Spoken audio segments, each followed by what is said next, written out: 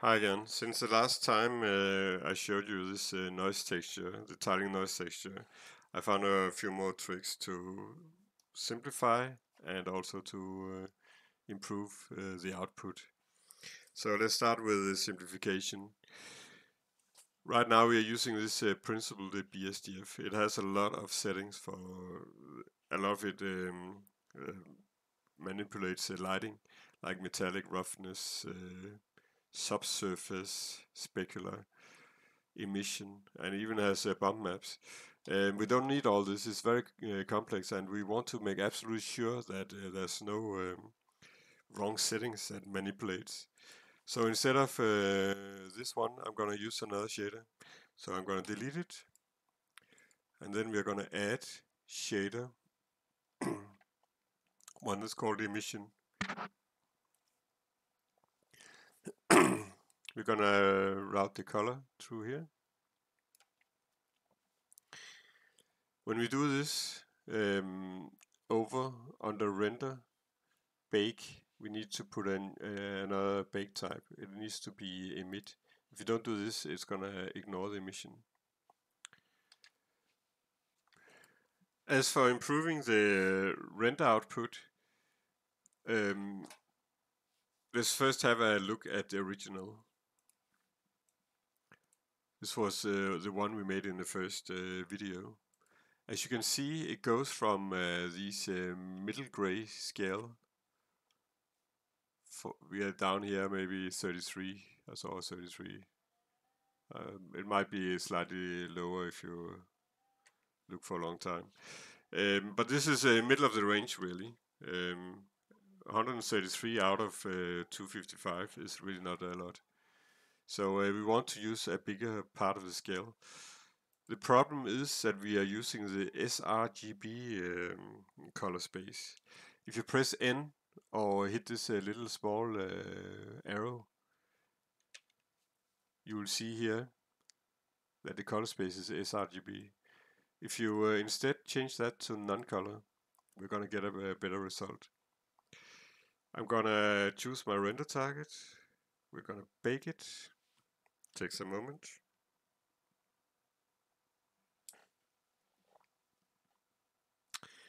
Yeah, it still looks more or less the same, but I'm gonna save it to another.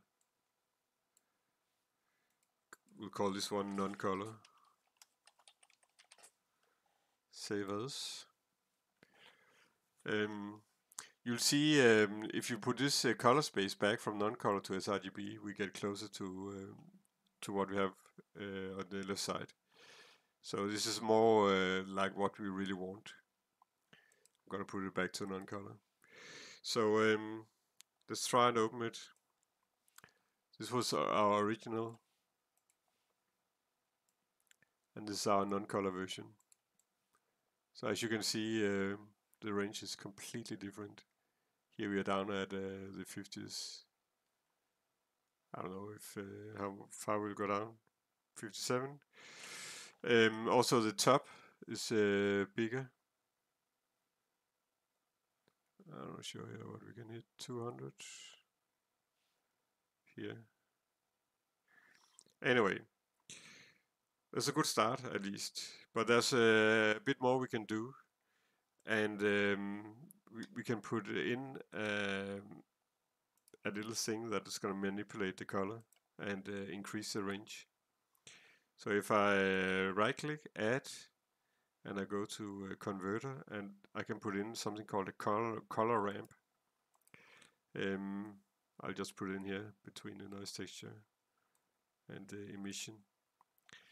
And here you can simply raise the floor and lower the ceiling. This is gonna increase the range, the effective range. You can see over here when I pull the floor here, it gets darker and darker and darker. So just pull it up a bit and lower it a bit. You can also put in the exact numbers if you choose. Let's try something like this. I'm gonna highlight my render target, Gonna bake. Gonna wait a moment. Here we are. This one we are gonna save as non-color, og som with a ramp at the end. Color ramp. Save as. Let's open the color ramp version as well.